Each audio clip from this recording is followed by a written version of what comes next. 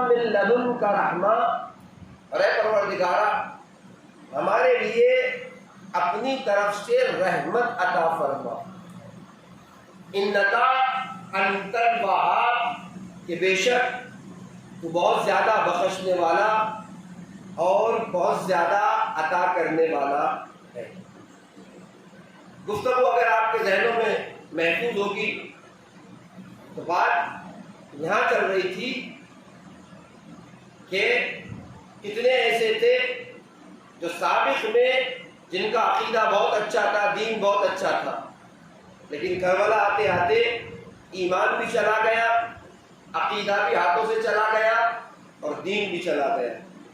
کئی مثالیں میں آپ کی خدمت میں پیش کی۔ عبداللہ ابن زبیر کا تذکرہ کیا، عبداللہ ابن عمر کا تذکرہ کیا، عبید اللہ ابن حر جوفی کا تذکرہ کیا آپ کی خدمت میں۔ یہ شخصیتیں ہیں، شمر ذی جوشن کا تذکرہ کیا آپ کی خدمت میں۔ یہ شخصیتیں ہیں جہاں کہیں نہ کہیں دین صحیح تھا، کہیں نہ کہیں عقیدہ صحیح تھا، لیکن کربلا آتے آتے آخرت بخیر نہ ہوئے اور آخرت تباہ اور برباد ہو گئی۔ وہیں کربلا میں کچھ چہرے ایسے بھی دکھ رہا ہے کہ جہاں سابق میں عقیدہ اچھا نہیں ہے، دین سالم نہیں ہے، لیکن اس کے باوجود وہ چیزیں کہ جو آخرت بخیری کا سبب بنتی ہے اس پر عمل کرتے تھے، کہیں نہ کہیں ان باتوں کی پیروی کرتے تھے کہیں نہ کہیں، لہذا کربلا آتے آتے آخرت بخیر ہو گئے۔ اس میں نے کہا جناب زہر ابن قین کا تذکرہ آپ سنتے ہیں، جناب زہر، میں نے کہا عثمانی مذہب سے تھا آپ کا تعلق، لیکن کربلا آئی تو امام کے رکعت میں شہید ہو گئے۔ خود جناب حر جن کا ماضی بالکل بھی اچھا نہیں ہے، دشمنوں اور قاتلوں کے ساتھ آئے تھے، لگام فرس پر ہاتھ ڈال کر امام حسین کو روکا تھا، لیکن عاشور آتے آتے امام حسین کے قدموں تک آ گئے اور امام حسین کے رکعت میں جان دے کر اپنی آخرت کو سنوار لی۔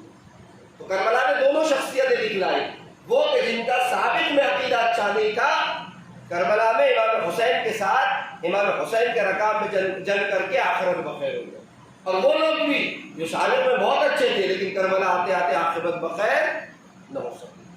اس کے بعد گفتگو یہ ہے کہ وہ کون سے عوامل ہیں جس کے ذریعے سے انسان کی آخرت بخیر ہو سکتی ہے۔ افسوس یہ رہا کہ پورا شاہ ختم ہو گیا، ایک ہی عامل پر ہم گفتگو کر رہے تھے، وہ ہے صداقت۔ صداقت میں نے کہا تین مرحلے ہیں، ایک ہے نیت کی صداقت، دوسرے مرحلے میں گفتار کی صداقت، اور تیسرے مرحلے میں عمل کی صداقت، کہ انسان کا عمل بھی سچا ہونا چاہیے۔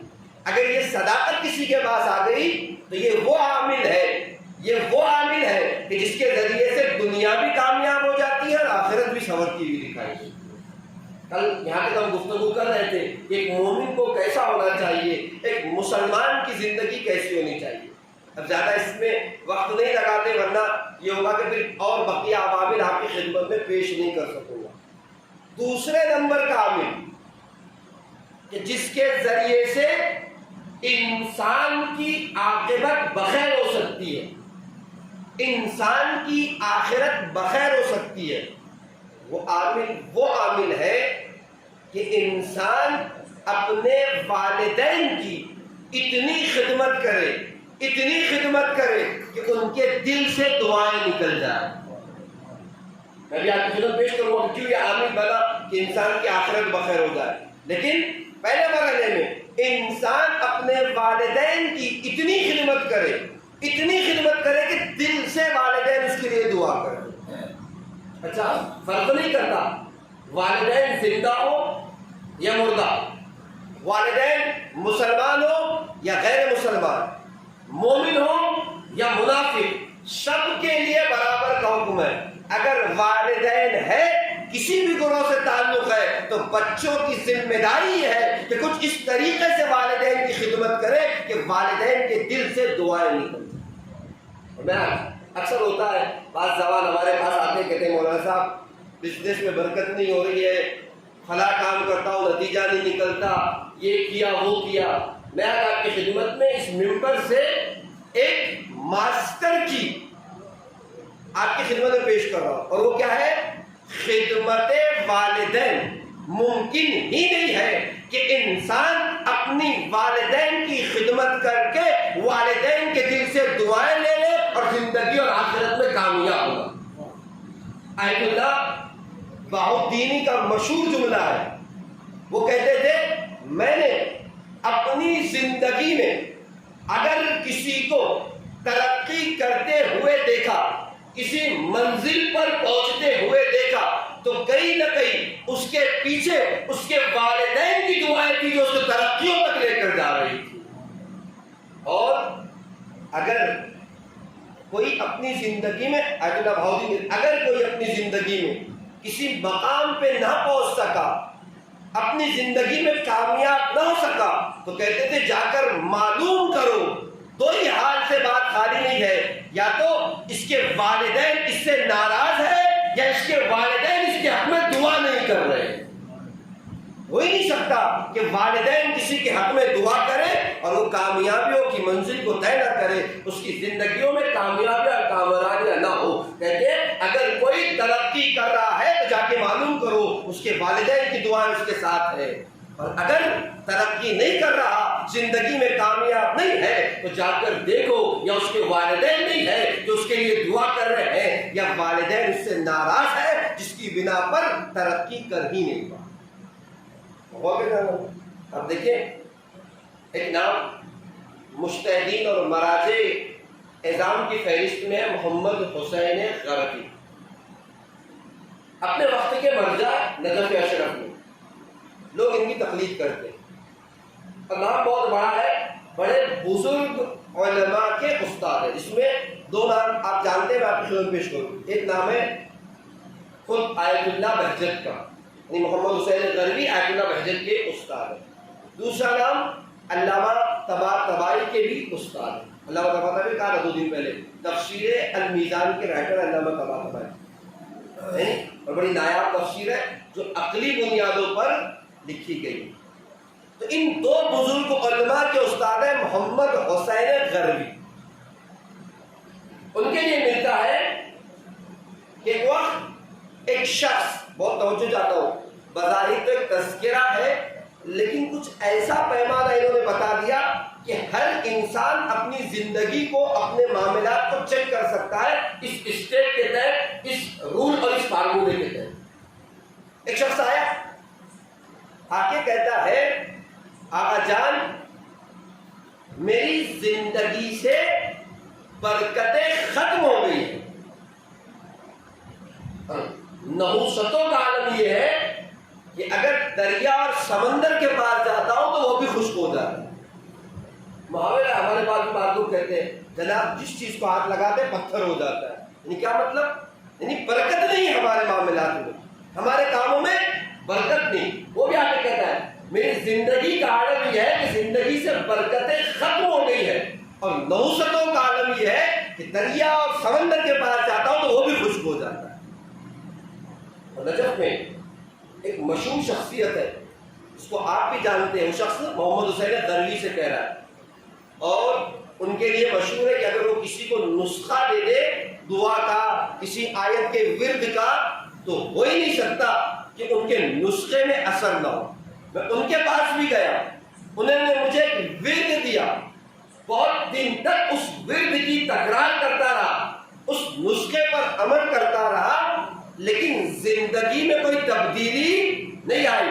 برکتیں میرے لیے ایسے لگتا ہے ختم ہو گئی ہے، نحوستوں کا دروازہ کھل گیا۔ ہر کوئی انسان چیک کر سکتا ہے۔ محمد حسین غربی نے نگاہوں کو جھکایا، جھکا کر کہتے یہ بتاؤ تمہاری گردن پر کسی کا حق تو باقی نہیں ہے؟ پہلا اسٹیپ میں کہہ رہا ہوں، ہو سکتا ہے کسی مخصوص کے لیے جواب بتا رہے ہو، لیکن ہر انسان جس کو ایسے لگتا ہے کہ اس کی زندگی میں کچھ مشکلات ایسی آ گئی ہے، اس کی زندگی کی برکتیں ختم ہو گئی ہے، اس کی زندگی میں نحوستیں داخل ہو گئی ہے، تو وہ ان فارمولوں پر عمل کرے، دیکھیں کس طریقے سے یہ جواب دے رہے ہیں، سلیقہ کیا ہے، طریقہ سکھا رہے ہیں۔ کیا کہتے ہیں؟ ہمیں زندگی کی برکتیں ختم ہو گئی ہیں، تو یہ بتاؤ سچ کہ تمہاری گردن پر کسی کا حق تو نہیں ہے، کسی کا مال تو نہیں کھایا ہے، کسی کی زمین تو نہیں لی ہے یا کسی اور صورت کسی کا حق تو گرامی میں آپ کی خدمت میں عرض کروں انشاءاللہ کبھی وقت رہا تو آپ کی خدمت پیش کروں گا، لیکن آپ اٹھائیے عاشورہ کے سب سے بڑے پیغام میں عاشور کے دن امام حسین نے اپنے اصحاب کو جمع کر کے کہا تھا کہ اگر تم میں سے کسی کی گردن پر کسی کا حق باقی ہے تو میں فرزند رسول تم سے کہتا ہوں کہ وہ ابھی چلا جائے اور جانے کے بعد اس حق کو ادا کرے۔ میں نے اپنے نانا رسول اللہ سے سنا ہے کہ اگر کوئی مر جائے اور اس کی گردن پر کسی کا حق ہوگا کیا وہاں تو دے نہیں پائے گا؟ رسول اللہ نے کہا تھا کہ نتیجہ یہ ہوگا کہ اس کے نام اعمال سے نیکیاں لے لی جائے گی اور اس کی نیکیوں کو اس کے نام اعمال میں ڈال دیا جائے گا جس کا حق لے کر دنیا سے۔ امام حسین کہہ رہے ہیں اگر کسی کی گردن پر اگر کسی کا حق ہے ابھی اصحاب حسین ہی ہے، پیغام کیا دینا چاہ رہے ہیں امام حسین؟ کیونکہ جانتے ہیں میرے اصحاب وہ اصحاب نہ رسول اللہ کو ملے نہ بابا علی کو ملے، لیکن اس کے باوجود کربلا کا پیغام ہے اور خود امام کی حدیث بھی ہے پانچواں امام محمد باقر علیہ السلام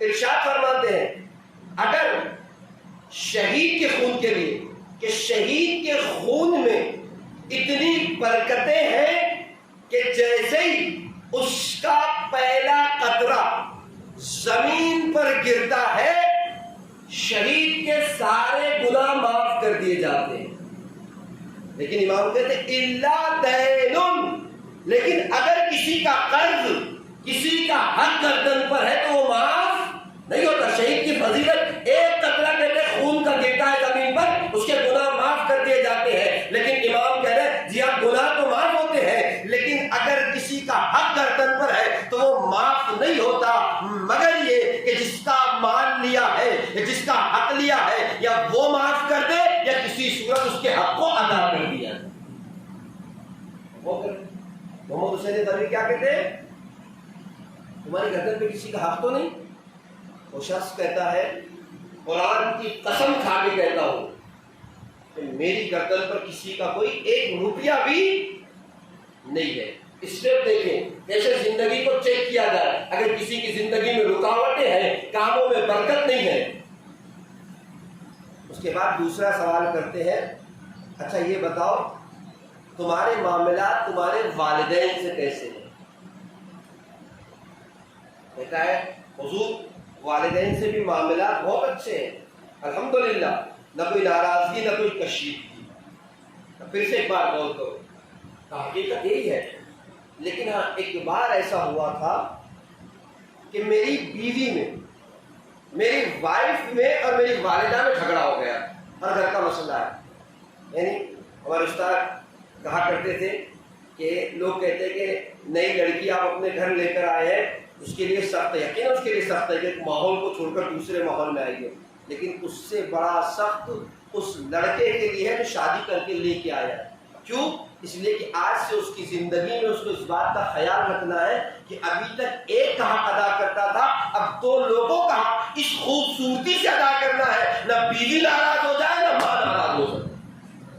کمال ہے، ظرفیت چاہیے، ہنر چاہیے، ورنہ انسان اگر دو لوگوں کا حق گردن پر ہو تو اکثر لوگ کیا کر جاتے ہیں، یہ غلطی کر جاتے ہیں، یا بیوی کو ناراض کر کے ماں کو خوش کر دیتے ہیں یا ماں کو ناراض کر کے بیوی کو خوش کر دیتے ہیں، جبکہ دونوں غلط ہے۔ کہتے ہیں کمال سب سے سخت مرحلہ اس جوان کے لیے ہے، اس کا ہنر اب پتا چلتا ہے کہ کتنا باہنر ہے کہ ایسے فیصلے کرے، ایسے زندگی گزارے کہ دونوں کو راضی رکھ سکے، دونوں کے حق کو برابر سے ادا کرے۔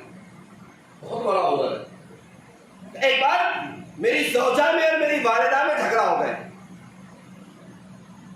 اور میں نے بہت دیر تک دونوں کی باتیں سنتا رہا تو مجھے یہ سمجھ میں آیا کہ غلطی پر میری والدہ ہے، ہو سکتا ہے معصوم تو نہیں نا، کوئی بھی ہو سکتا ہے غلطی پر میری والدہ ہے۔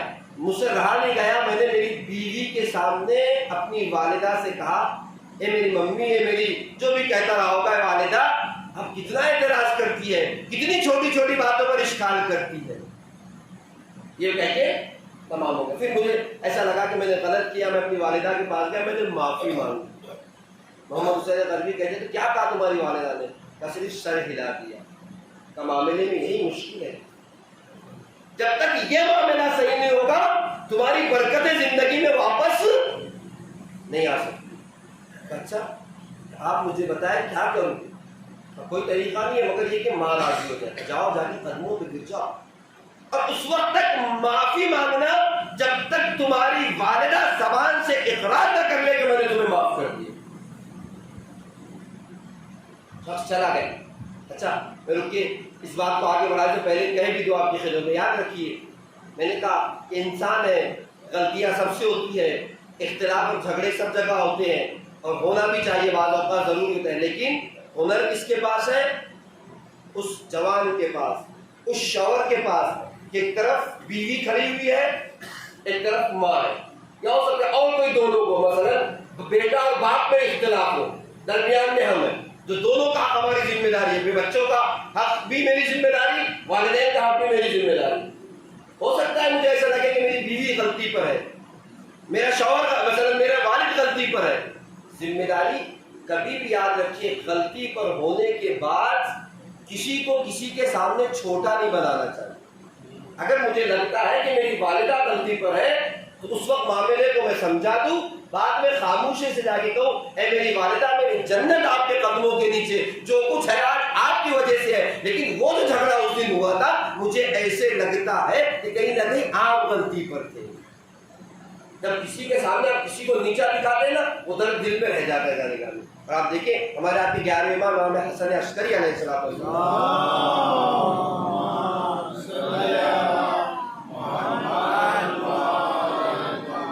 کا ایک مشہور جملہ ہے, امام کہتے ہیں یاد رکھو اگر تم چاہتے یہ ہو کہ کسی کو غلطی سے روکو, اس کی اصلاح کرو, تو امام نے ایک فارمولہ بتایا, یاد رکھو جس کو تم نے بھرے مجمع میں کسی کے سامنے ٹوک دیا اس کو تم نے بگاڑ دیا, اور جس کو تم نے خاموشی سے اس کی اصلاح کی اس کو تم نے سنوار دیا.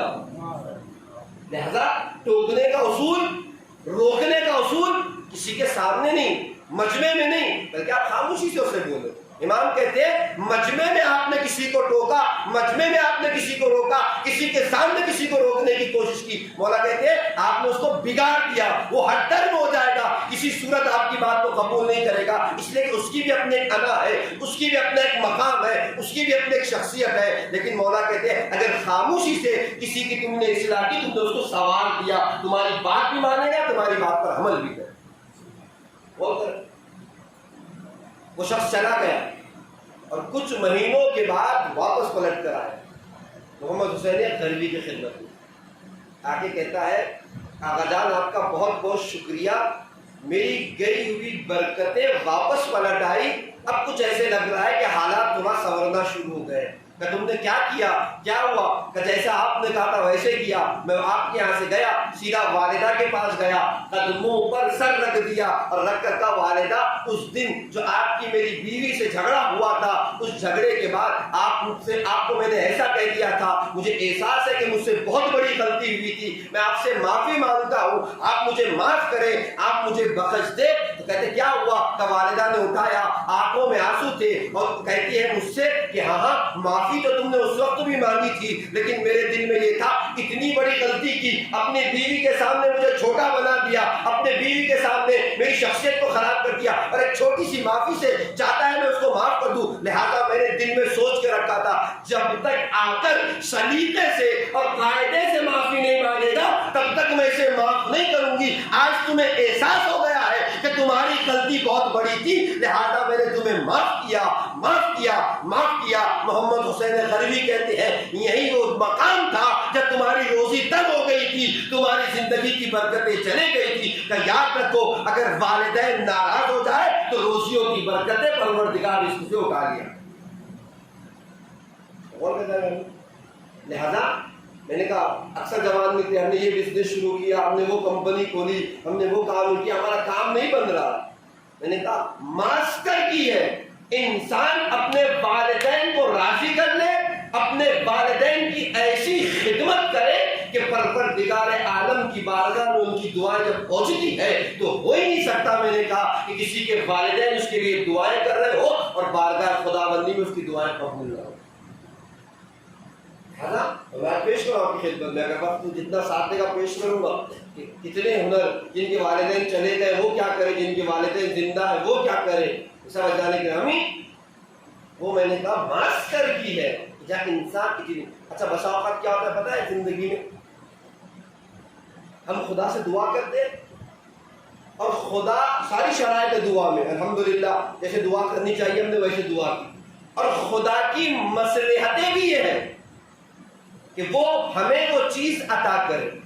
اچھا اس کو میں آپ کی خدمت پیش کروں گا بات آگے۔ دیکھیے دو کنڈیشن ہوتی ہے، البتہ دو تین کنڈیشن بن سکتی ہے، میں دو آپ کی خدمت پیش۔ ایک وقت تو یہ ہے کہ مصلحت خدا بندی نہیں ہے اس بات کے لیے کہ وہ چیز ہمیں ملے، اس لیے کہ ہمیں نہیں معلوم اس کا نقصان کیا ہے، خدا کو پتا ہے کہ اس کا نقصان کیا ہے۔ آپ سن رہے ہیں، مثال آپ کی خدمت پیش کروں۔ فرض کیجئے آپ کھانا کھانے کے لیے دسترخوان پر بیٹھے، جیسے آپ دسترخوان پر بیٹھے ساری چیزیں آپ کے پاس ہے، پلیٹیں اور سب، اور آپ کے پاس وہ اسٹینڈ جو آتا ہے جس میں جو ہے چمچ اور چاقو اور ساری چیزیں ہوتی ہیں وہ بھی رکھا ہوا۔ آپ کے گھر میں چھوٹا بچہ ہے 2-3 سال کا، وہ دسترخوان کے ارد گرد بھاگ رہا ہے، بچوں کی عادت ہوتی ہے ادھر بھاگتا ہے ادھر جاتا ہے ادھر کھیلتا ہے، آپ اپنا کھانا کھا رہے ہیں وہ کھیلنے میں مشغول ہے، کچھ کھاتا بھی ہے کچھ اٹھاتا بھی ہے دسترخوان کو۔ ابھی کچھ ہی دیر وہ کھیلتا رہا، اچانک سے آپ کی نگاہ پڑی کہ آپ کا بچہ اس اسٹینڈ میں رکھے ہوئے چاقو کی طرف ہاتھ کو بڑھاتا ہے۔ اب آپ مجھے بتائیے آپ اسے چاقو دے دیں گے کہ نہیں دیں گے؟ جلدی سے آپ آگے بڑھے، ہاتھ کو روکا، چاقو کو اس کے ہاتھ میں جانے نہیں دیا۔ اب بچہ رو رہا ہے، ضد کر رہا ہے میں کھیلوں گا تو چاقو سے کھیلوں گا، اور آپ کیا کہہ رہے ہیں بیٹا جو چاہیے لے لو اس سے کھیلو لیکن چاقو کو ہاتھ نہ لگاؤ۔ اب آپ مجھے بتائیے ذہن گرامی، آپ اصرار کر رہے ہیں کہ چاقو سے مت کھیلو اور وہ اصرار کر رہا ہے کہ کھیلوں گا تو چاقو سے کھیلوں گا۔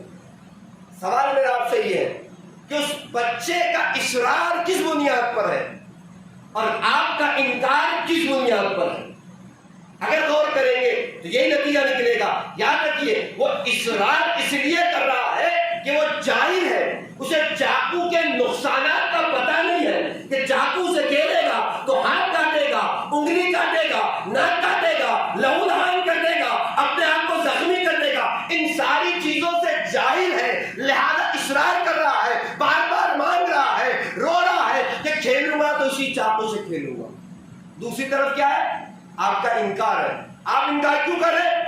نہیں بیٹا جو چاہیے آپ لے لو، چاقو آپ کو نہیں دیں گے۔ کیوں انکار کر رہے ہیں آپ؟ انکار آپ اس لیے کر رہے ہیں کہ آپ کے پاس علم ہے، آپ کے پاس تجربہ ہے کہ اگر چاقو سے کھیلے گا تو ہو سکتا ہے اپنی ناک کاٹ دے، اپنی انگلی کاٹ دے، اپنا ہاتھ کاٹ دے، اپنے آپ کو زخمی کر دے۔ تو دو ہی نتیجے نکلے نا، اس کا اصرار اس کی جہالت کی بنا پر ہے، ہمارا انکار ہمارے علم کی بنا پر ہے۔ یہی معاملہ ہمارا اور خدا کے درمیان ہے۔ ہم خدا سے دعا کرتے جاتے ہیں، 56 کروڑ کی چوتھائی دے دے، 6 کروڑ کا بنگلہ ادا کرتے، 25 لاکھ کی گاڑی دے دے، اصرار کرتے ہیں، روتے جاتے ہیں۔ ہماری جہالت اصرار کرواتی ہے، جاننے والی ذات تو اس کی ہے جس کو کیا دینا چاہیے اور کب دینا چاہیے۔ میرے جملے نہیں، قرآن اٹھائیے، سورہ بقرہ کے بقرہ میں پروردگار عالم کر رہا ہے کتب علیکم القتال عسى ان تكرهوا شيئا وهو خير لكم وعسى ان تحبوا شيئا وهو شر لكم والله يعلم وانتم لا تعلمون۔ تو ہم نے جہاد کو تمہارے اوپر لکھ دیا ہے۔ آیت کا اگلا فقرہ جو ہمارے بات سے متعلق ہے، عسى ان تكرهوا شيئا وهو خير لكم۔ ممکن ہے بسا اوقات کوئی چیز تمہیں پسند نہ آتی ہو، کوئی چیز تمہارے لیے تمہیں اچھی نہ لگتی ہو، وہ خیر لکم، لیکن وہی تمہارے لیے اچھی ہے۔ تمہارے لیے تم پسند نہیں کرتے لیکن وہی اچھی ہے۔ وہ عسى ان تحبوا شيئا وهو كره لكم۔ یہ بھی ممکن ہے کہ کسی چیز سے تم بہت محبت کرتے ہو، کوئی چیز تمہیں بہت پسند ہو، لیکن وہی چیز تمہارے لیے نقصان دہ ہے، وہی چیز تمہارے لیے اذیت دہ ہے۔ اس کے بعد قرآن نے جو مہر لگائی، یہ مہر بہت اہمیت کی حامل ہے۔ اس کے بعد پروردگار کیا کہتا ہے پتہ ہے؟ واللہ یعلم وانتم لا تعلمون، جاننے والی ذات تو خدا کی ہے، تم تو کچھ بھی نہیں جانتے۔ اب بولتے ہیں لہذا ہم کیا کہ 56 کروڑ کی چوتھائی دے دے، 6 کروڑ کا بنگلہ دے دے، 25 لاکھ کی گاڑی دے دے، لیکن ہمیں نہیں پتا کہ اگر خدا دے دے گا تو اس کے نقصانات کیا ہے، ہماری زندگی پر اس کے نقصانات کیا ہوں گے وہ جانتا ہے، اس کی مصلحتیں جانتی ہے کہ کس کو دینا ہے، کب دینا ہے، کیسے دینا ہے، کہاں دینا ہے۔ میں نے کہا جیسے بچہ رو رو کے مانگتا ہے، اصرار کرتا ہے، اسے معلوم اس کے نقصانات کیا ہے، اس لیے رو رہا ہے، مانگ رہا ہے، چلا رہا ہے، اصرار کر رہا ہے۔ آپ کیوں نہیں دے رہے؟ آپ کے پاس علم ہے، جانتے ہیں چاقو کے نقصانات کیا ہے۔ ویسے ہی خدا ہمارے درمیان ہے، رو رو کے مانگتے ہیں، یہ دے دے، وہ دے دے، وہ دے دے۔ یہ ہماری جہالتیں ہیں، ہمیں پتہ نہیں ہوتا۔ وہ خدا کا علم ہے، وہ جانتا ہے کس کو دیا جائے، کس کو نہ دیا جائے، دینا ہے تو کہاں دینا ہے اور کب دینا۔ میرا موضوع نہیں ہے، انشاءاللہ کبھی توفیقات رہی۔ ایک سال میں نے ایک اشرا خطاب کیا تھا، کربلا ہماری مشکلات کا حل۔ کبھی موقع ہوگا تو خدمت پیش کروں گا، لیکن صرف زندگی کا ایک ہنر آپ کی خدمت میں آج پیش کرتا ہوں۔ البتہ میرے موضوع سے مربوط نہیں ہے، اگر اس جملے کو اپنے دل و دماغ میں بسا لے گئے نا، پوری زندگی ہنسی خوشی گزارنا سیکھ جائے گے۔ اور دعا بھی میرا اپنا، جملہ بھی میرا اپنا نہیں۔ ایک دعا ہے ماہ مبارک رمضان میں اکثر جگہ پڑھی جاتی ہے، چوتھے امام، دعائے سحر۔ شروع ہوتی ہے یا مفزع اندہ قربتی ہو یا غوث اندہ شدتی سے۔ اس کے آخری جملات میں جائیے، چوتھے امام آگے کہتے ہیں اللہم رضنی من العیش بما قسمت لی۔ آج کی مجلس کا مادی نہیں بلکہ معنوی تبرک ہے۔ عربی یاد کر سکتے ہیں، عربی یاد کریے، اردو گجرات اسی زبان میں، اسے گرا بنا کے اپنے دامن میں رکھ لیجیے، پوری زندگی میں کبھی پریشان نہیں ہوں گے۔ کیا کہتے ہیں؟ اللہم رضنی من العیش بما قسمت لی، اے پروردگارا میری زندگی میں مجھے ہر اس چیز سے راضی رکھنا جو تو نے میری قسمت میں لکھ دیا ہے۔ نہیں جانے گا جملے کی وضاحت کروں، شاید لطف زیادہ آئے گا، آپ محسوس کریں گویا پروردگار سے نہیں کہہ رہے پروردگارا مجھے نہیں معلوم میرا صاحب اولاد ہونا اچھا ہے یا بے اولاد رہ جانا اچھا ہے، میرا مالدار ہونا اچھا ہے یا بیمار رہ جانا اچھا ہے، میرا امیر ہونا اچھا ہے یا غریب رہنا اچھا ہے، میرا جو ہے وہ صاحب گھر ہونا اچھا ہے یا بے گھر رہ جانا اچھا ہے۔ مجھے نہیں معلوم میری مصلحتیں کس حق میں ہے، کون سی چیز میرے لیے اچھی ہے، کون سی چیز میرے لیے بری ہے۔ تو عالم ہے، تو جاننے والا ہے، تیرے فیصلے بہترین فیصلے ہیں۔ صرف اتنا بڑا دل دے دے، اتنا بڑا حوصلہ دے دے کہ تیری فیصلوں پر اپنے آپ کو راضی رکھ سکوں۔ یہ جملے بولے نا خبر کو میں نے کہا زندگی ہنسی خوشی گزارنا سیکھ جائیں گے جس دن یہ ہنر سمجھ میں آ جائے گا کہ جو چیز دیتی ہے مصلحت خدا بندی ہے کہ یہ چیز میرے لیے فائدہ مند ہے، اور نہیں دی ہے تو بھی مصلحت ہے، کہیں نہ کہیں میرے حق میں بہتر ہے کہ خدا نے مجھے نہیں دیا۔ اے پروردگارا تیرے فیصلے تیرے ہاتھوں میں اچھے، تو بہتر جانتا ہے کس کو دینا ہے، کب دینا ہے، کیا دینا ہے، کیسے دینا ہے، ہم نہیں جانتے، بس اتنا بڑا دل دے دے کہ جو فیصلہ تو ہمارے حق میں کرے اس فیصلے پر ہم راضی رہ سکیں۔ اللہم رضنی من العیش بما قسمت لی۔ یاد رکھیے خدا دے دے تو بھی نعمت، نہ دے تب بھی نعمت۔ ایسی تو بہت سی مثالیں ہو سکتی ہیں، میں آپ کی خدمت پیش کروں۔ چھوٹا بچہ ہے، خدا نہ اسے زبان دیتا ہے نہ عقل دیتا ہے۔ نہ دینے کا مطلب یہ کہ یا اس کے پاس ہے لیکن اس وقت کارآمد نہیں ہے۔ کبھی آپ نے سوچا کہ جو خدا نے اس کو زبان نہیں دیا وہ بھی نعمت ہے، عقل نہیں دی وہ بھی نعمت ہے کہ نہیں؟ ایمان آپ نے غور کیا کہ اگر پروردگار عالم اس چھوٹے سے بچے کو عقل کی صلاحیتیں دے دیتا نا، بچہ جتنی بار اپنے آپ کو نجس کرتا شرمندہ ہو جاتا ہے۔ بہت توجہ چالو، اگر کسی کو تجربہ کرنا ہے، خدا نہ کرے اگر کسی کے والدین کوئی بزرگ گھر میں پیٹ کی نوبت پر آ جائے تو اسے محسوس کر کے دیکھیے اس کے دل پہ کیا گزرتی ہے۔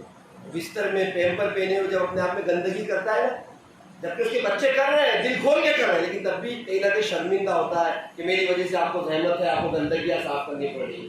اگر یہ عقل، یہ شعور خدا بچے کو دے دیتا نا تو بچہ کہ ہر بار اپنے آپ کو جب نجس کرتا تو شرمندہ ہو جاتا، اور اگر زبان دیتا نا تو کسی کی کیا وجہ کہ بچے کا لباس اتار دے بدن سے۔ زبان کو اس لیے نہیں دیا کہ اس کا لباس اتار کر والدین اس کی دیکھ بھال کر سکے، اس کی صفائی کر سکے، عقل و شعور نہیں دیا اس لیے کہ شرمندگی کا احساس نہ کرے اور اس کی پرورش ہوتے رہے، اس لیے پیش کیا۔ یاد رکھیے اگر خدا دے دے تب بھی نعمت ہے، نہ دے تب بھی نعمت ہے۔ عقل نہیں دیا، زبان نہیں دے رہا، لہذا امام کیا کہتے ہیں اللہم ربنی من العیش بما قسمت لی۔ یقین مانیے گرامی، میرا موضوع نہیں ہے، بات کی اور جا رہی ہے، میں جلدی سے اپنے آپ کو اپنے موضوع کر دیں، لیکن ایک بات میں عرض کروں، اگر ایک دن آ کر پروردگار عالم مجھ سے کہہ دے نا کہ آج دن بھر کا فیصلہ تمہارے ہاتھ میں ہے، کیا لے لوں گا کیا چھوڑ دوں گا؟ جو چاہو لے لو، میری پوری دنیا میری ہے، جس پر دل کرے وہ لے لینا، جس کا دل کرے نہ لینا، کیا لوں گا اور کیا چھوڑ دوں گا؟ کہتے نا آسان ہے، یہ ہوتا تو بہت اچھا تھا، وہ مل جاتا تو بہت اچھا تھا، ایسا ہوتا تو بہت اچھا تھا، ویسا ہوتا تو بہت اچھا تھا۔ آپ مجھے بتائیں اگر ایک دن پروردگار عالم یہ فیصلہ ہمارے ہاتھوں میں دے دے کہ آج کا فیصلہ تمہارے ہاتھ میں، جو چاہو لے لو، جو چاہو چھوڑ دو، ذرا تصور کر کے دیکھنا کیا لیتے اور کیا چھوڑ دیتے؟ جمع کرتے کرتے تھک جاتے، کیا کیا جمع کرتے، کیا کیا لیتے؟ بعد میں سمجھ میں آتا کہ نہ کچھ لیا ہے نہ کچھ دیا ہے۔ ہم نہیں سوچ سکتے کیا ہمیں لینا ہے کیا نہیں لینا ہے، جانتا وہ ہے جس کو کیا دینا ہے کیا نہیں دینا۔ علامہ مقدسی نے حیات القلوب میں کچھ ایسے انبیاء کا تذکرہ کیا ہے جن کا نام تاریخ میں زیادہ روشن نہیں۔ ان انبیاء کے تذکرے میں ایک جگہ تذکرہ کرتے کرتے کہتے ہیں کہ ایک باپ کی دو بیٹیاں تھیں، اس نے ایک بیٹی کی شادی خود بھی کسان تھا، ایک بیٹی کی شادی اپنے پیشہ والے کسان سے کر دی اور ایک بیٹی کی شادی کمار سے کر دی، مٹکے بنا کر۔ اب بہت دن گزر گئے، اپنی بیٹیوں سے ملنے کا ایک دن ارادہ کیا کہ چلو چل کے بیٹیوں سے ملاقات کریں۔ چھٹی کا دن تھا، بڑی بیٹی کسان کو دی ہوئی تھی، چھوٹی کمار کیا دی ہوئی تھی۔ بڑی بیٹی کیا پہنچا، بات کرتے کرتے بڑی بیٹی کہتی ہے کہ بابا دعا کرے کہ اس سال اتنی بارش ہو کہ ہماری پوری فصل ہری بھری ہو جائے۔ تو باپ کا سن لیا۔ دوسرے بیٹی کے گھر پہ پہنچا، کمار کی زوجہ تھی، بات کرتے کرتے کہتی ہے بابا دعا کرے کہ اس سال بارش نہ ہو ورنہ ہمارا سارا مال خراب ہو جائے۔ آپ مجھے بتائیے اگر وہ باپ اس وقت خدا ہوتا کس کی سنتا اور کس کی نہ سنتا؟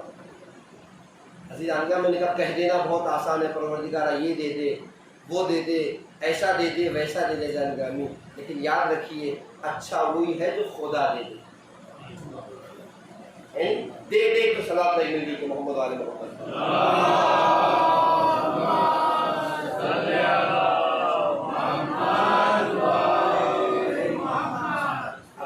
لہذا کہہ دینا بہت آسان ہے، اسی لیے کہ جملے کو یاد کر لیجئے، دل و دماغ میں بتا دیا، ایڈریس بھی دیا ہے، چوتھے کا اللہم ربنی من العیش بما قسمت لی، اے پروردگارہ زندگی میں ہر اس چیز سے راضی رکھنا جو تو نے میری قسمت میں لکھ دیا ہے۔ ہمیں نہیں معلوم کیا ہمارے لیے اچھا ہے کیا ہمارے لیے برا ہے، تو عالم ہے، تو جانتا ہے کیا دینا چاہیے کیا نہیں دینا چاہیے، بس اتنا حوصلہ دے دے، اتنی صلاحیت دے دے کہ تیرے فیصلوں پہ اپنے آپ کو راضی رکھ سکے۔ کمال زندگی میں نے کہا نہیں ضروری نہیں کہ جس چیز کو ہم اچھا سمجھ رہے ہو اچھی ہو، جس چیز کو برا سمجھ رہے ہو آسان تکرہوا شیئا وہو خیر لکم وآسان تحبوا شیئا وہو شر لکم، جسے تم محبت پسند کرتے ہو ممکن ہے وہی تمہارے لیے بری ہو، اور جسے جو چیز تم بری سمجھتے ہو وہی تمہارے حق میں اچھی ہو۔ ہمیں کہا قرآن نے مہر لگا دی واللہ یعلم وانتم لا تعلمون، جاننے والی ذات تو خدا کی ہے، تم تو کچھ بھی نہیں جانتے۔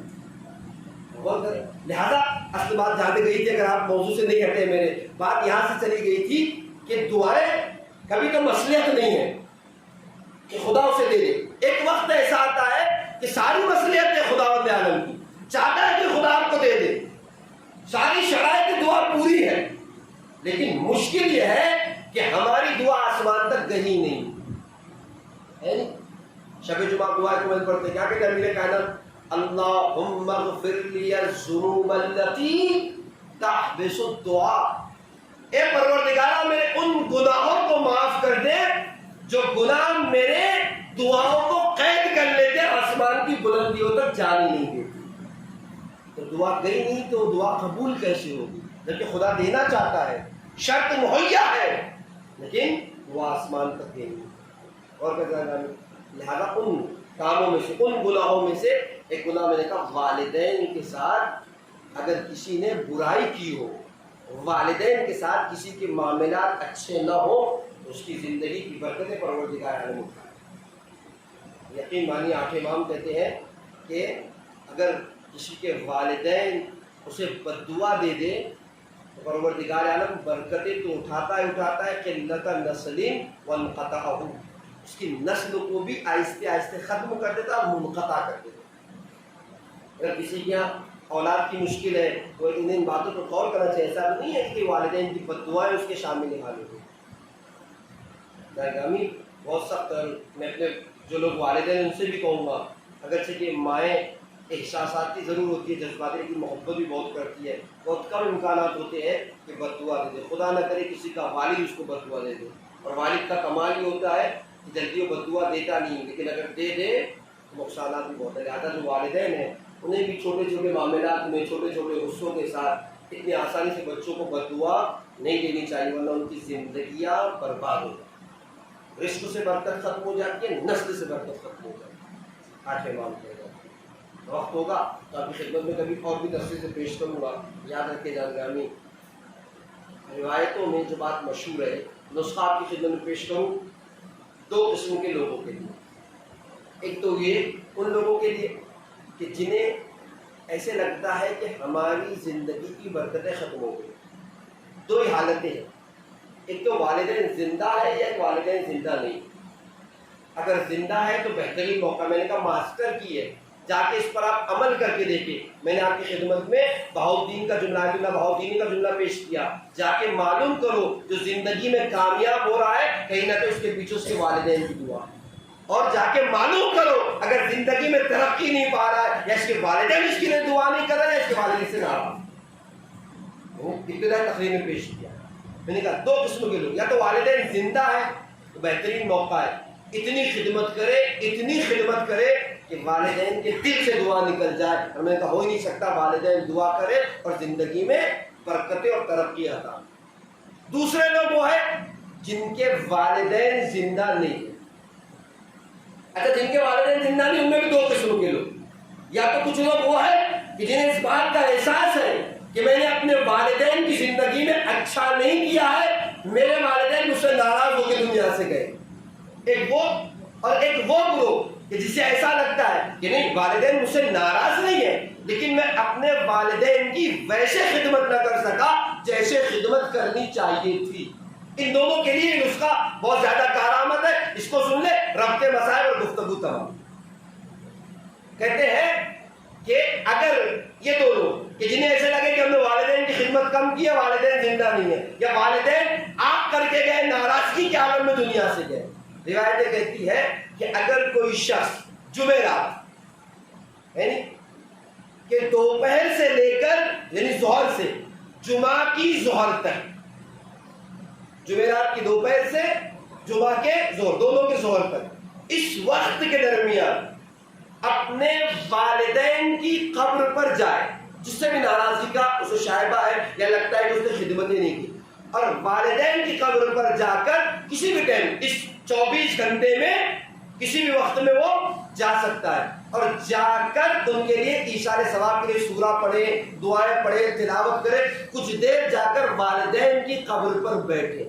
علماء کہتے ہیں اگر کوئی انسان اپنی زندگی میں پریشان ہے، مشکلوں میں گرا ہوا ہے، زندگی کی برکتیں ختم ہو گئی ہے، یہ عمل کرے، 40 ہفتے تک جائے۔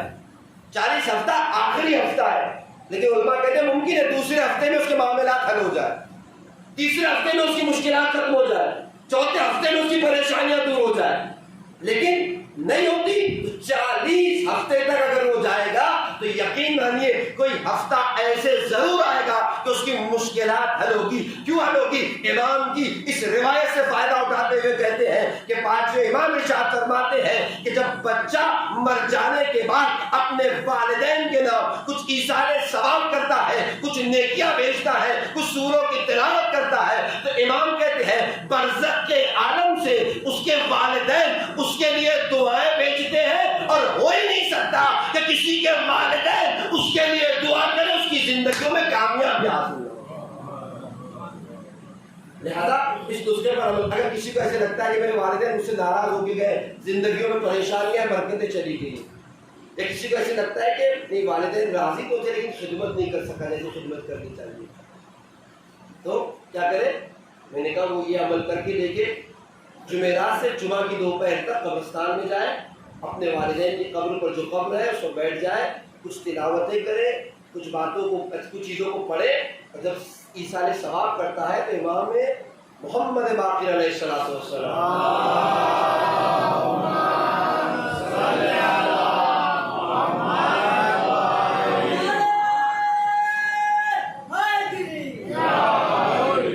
فرماتا ہے کہ برزخ سے والدین کی روحیں ان کے لیے دعائیں بھیجتی ہے، اور جس کی زندگی میں اس کے والدین کی دعائیں شامل ہو جائے ہو ہی نہیں سکتا کہ خدا اسے کامیابی اور ترقی اور برکت عطا کرے.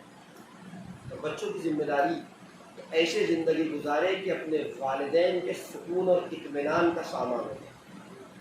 کل میں جملہ نہیں کہہ سکتا تھا، ایک جملہ رفع مسائل کے لیے اور بات تمام ہوگا. یاد رکھیے رسول کی اس دن حدیث پیش کی تھی، رسول کہتے ہیں لولا الحجہ لساقت الارض باہلہا، اگر زمین پر حجت خدا نہ ہو تو زمین تہس نہس ہو جائے، زمین اوپر نیچے ہو جائے، برابر سے قیامت کے آثار ہو جائے. اس کا مطلب کیا ہے؟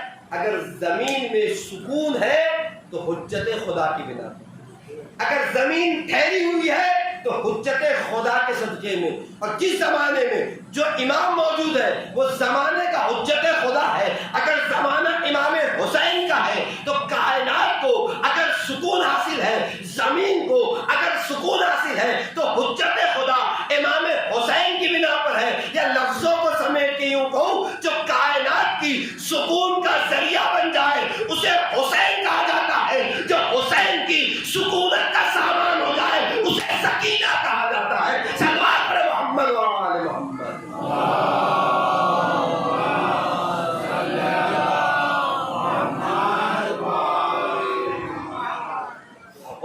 جو کائنات کو سکون عطا کر دے اسے حسین کہا جاتا ہے، جو حسین کے سکون کا ذریعہ بن جائے اسے سکینہ کہا جاتا ہے. اسی لیے تو امام حسین نے کہا تھا وہ گھر حسین کو اچھا نہیں لگتا جس گھر میں رباب اور سکینہ موجود ہے. کیوں؟ حسین دیکھتے تھے تو سکون مل جاتا تھا، سینے پہ سلاتے تھے تو سکون حاصل کرتے تھے. لیکن اللہ رے زمانے نے کیا دن دکھلائے، اس بچی سے حسین جتنی محبت کرتے تھے اس سے کئی زیادہ مصیبتیں، اس سے کئی زیادہ مظالم حسین کی 4 سالہ سکینہ کو اٹھانی پڑی. اور وہ دن بھی حسین کی لاڈلی سکینہ نہ دیکھ سکی کہ اپنے وطن کو واپس پلٹ کر جائے. اکثر پوچھتی تو رہ گئی کہ ہمیں بھی اپنا وطن جانا نصیب ہوگا کہ نہیں ہوگا، لیکن وطن جانا نصیب نہ ہوا اور حسین کی یتیمہ سکینہ زندان شام میں مہمان ہو گئی. تاریخ کہتی ہے کہ جب شام کے حالات کچھ بگڑے، وقت نہیں رہا میں تفصیل سے پیش کرتا، تو جناب سکینہ سلام اللہ علیہ کی شہادت، چوتھے امام کا خطبہ، یزید کی زوجہ ہند کا زندان شام میں آ جانا، کچھ ایسے اسباب بن کے سامنے آئے کہ یزید مجبور ہو گیا کہ اہل حرم کو آزاد کرنا. چوتھے امام کو بلا کے کہتا ہے کہ ہم نے تمہیں آزاد کر دیا، جانا چاہو چلے جاؤ، رہنا چاہو رہو. چوتھے امام نے کہا میں اپنی پھوپھی سے معلوم کر کے آپ کو بتاتا ہوں. تاریخ کہتی ہے کہ جب شہزادی زینب سے مشورہ کیا ہے، شہزادی نے کہا بیٹا سجاد ہم جائیں گے نہیں، اس سے کہو ہمارے لیے کمرہ خالی کر دے، ہم اس پہ اپنے بھائی پر آنسو بہائیں گے، ہم نے ابھی تک اپنے بھائی کا پرسہ پیش نہیں. اتنا ہی نہیں، شہزادی کہتی ہے یزید سے کہو ہمارا جو مال اور اسباب لوٹ لیا ہے نا وہ ہمیں واپس کر دے. تاریخ نے لکھا ارباب ایسا، بس جلدی جلدی 2-4 منٹ میں اپنی بات کو تمام کروں. ایک کمرہ خالی کر دیا گیا، اہل حرم رہا ہو گئے، اس کمرے میں شہزادیاں چلی گئی. تاریخ نے لکھا کہ سب سے پہلے سرہائے شہداء آنا شروع ہوئے. سب سے پہلے سر گرید ہے ابا عبداللہ ابن حسین لایا گیا. علی کی بیٹی زینب، حسین کی بہن زینب آ کے بڑی لاؤ میرے بھائی کا سر میری آغوش میں. تاریخ نے لکھا امام حسین کے سر کو شہزادی زینب نے لے لیا. سرکار وفا الفضل عباس کا کٹا ہوا سر آیا. بہن ام کلثوم آگے بڑھی، اپنے بھائی کی سر کو سینے سے لگایا. تاریخ کہتی ہے جناب قاسم کا سر آیا، ماں فروا آگے بڑھی، اپنے لال قاسم کے سر کو اپنی آغوش میں لے لیا. تاریخ نے لکھا جناب علی اکبر کا سر آیا، جناب لیلا آگے بڑھی، اپنے کڑیل جوان علی اکبر کے سر کو آغوش میں لے لیا. ششما علی اصغر کا ننھا سا چاند سے چہرے والا سر آیا، ماں رواب آگے بڑھی، اپنے بچے کے سر کو آغوش میں لے لیا. سر آتے رہے، جس کا جو سر تھا وہ بی بی آگے بڑھتی تھی، اپنے کا سر لے لیتی تھی. لیکن تاریخ میں لکھا تو ننھے ننھے سر ایسے آئے جن کا لینے والا کوئی نہ تھا. اس دن کہا تھا نا، شام والوں کو جب پتا چلا کہ حقیقت میں اہل بیت کی ہے، شام کی عورتیں آنے لگی، ملتی تھی، پرسا دیتی تھی، روتی تھی. جب دو سر آئے اور اس کا کوئی لینے والا نہ تھا، شام کی عورتوں میں سے کسی نے کہا ارے کیا ان بچوں کی ماں زندہ نہیں ہے؟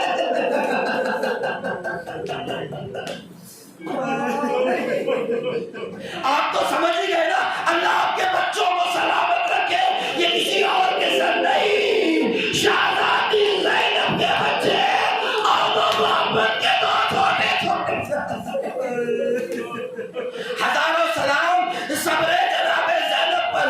کربلا سے یہ قصد کیا تھا جب بھی روؤں گی اپنے بھائی پہ روؤں گی، اپنے بچوں پہ گریہ نہ کروں گی. کربلا میں نہیں روئی، کوفہ میں آنسو نہیں بہائے، شام میں بھی اپنے بچوں پر گریہ نہیں کیا. لیکن تاریخ نے لکھا آخر ماں تھی، کب تک اپنے آنسو کو روکتی؟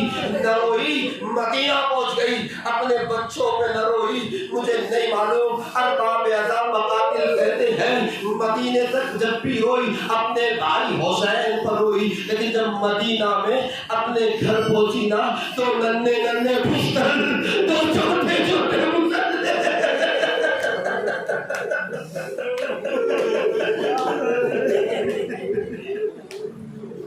اب ماں کا دل تھا برداشت نہ کر سکی. اے میرے لال اور محمد، اپنی ماں کو معاف کرنا، تمہاری ماں نے ابھی تک تم پہ ہاتھ صاحب اولاد تشریف فرمائے. اللہ آپ کی اولادوں کو سلامت رکھے، آپ کی آغوشوں کو آباد رکھے. کسی قدر ایسے نہ اترے جیسے فاطمہ کا برادر اتر گیا، بس مسائل تمام ہو گئے، لٹا ہوا مال آنے لگا. شروں کے بعد بیویوں کی چادریں آنا شروع ہو گئی. تاریخ نے لکھا شہزادی زینب کی چادر آئی. شہزادی نے آگے بڑھ کے لیا، جس بیوی کی چادر آتی تھی ایک بیوی آگے بڑھ کے لے لیتی تھی. ان چادروں میں ایک ننھی سی چادر آئی.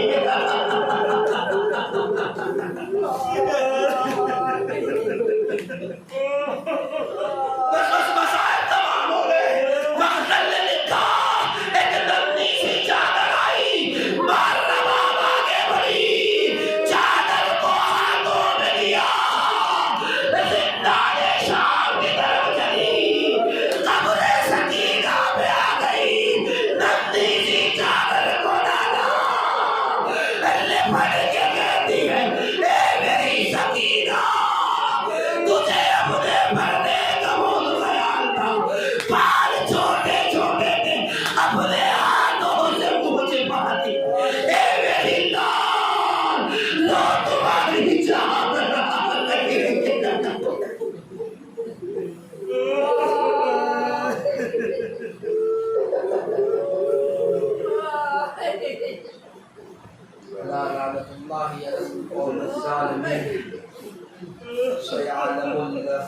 ظلموا أيام القلب ينقلبون إلهي بمقتضاها وأبيها وبالها وبنيها شغل مستوطفيها پروردگار ہمارے آنسو کو ہمارے شہزادی میں لگا عنایت فرما، ہمارے آنسو کو تسکین شہزادی کا ذریعہ قرار دے، قلب ناظرین ایمان کو سے راضی و خوشنود فرما، امام کی دعاؤں میں ہمیں شامل حال فرما، غیبت امام کی ذمہ داری کو پورا کرنے کی توفیق کرامت فرما، میرے معبود سے واسطہ محمد والے محمد کا محبت اہل بیت، ولایت اہل بیت روز بروز اضافہ فرما، سیرت اہل بیت چلنے کی توفیق کرامت فرما، مجلسوں کے بعد قربت امام حسین علیہ السلام میں اضافہ فرما، میرے معبود تو ویسا حسینی بنا دے جیسا امام حسین علیہ السلام دیکھنا چاہتے ہیں، میرے معبود ہمارے گناہان کبیرہ و صغیرہ کو معاف فرما، ہمارے والدین کی گناہان کبیرہ و صغیرہ کو معاف فرما، ہمارے مرحومین کی مغفرت فرما،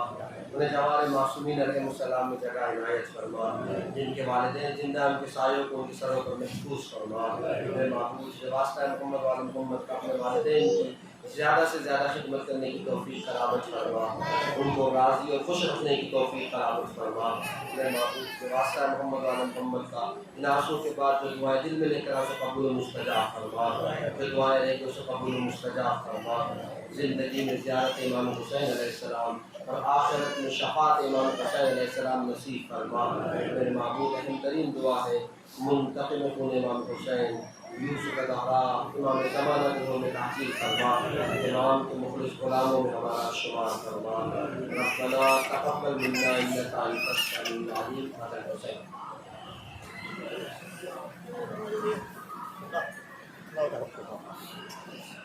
السلام علیکم ورحمۃ اللہ، السلام علیکم رسول اللہ۔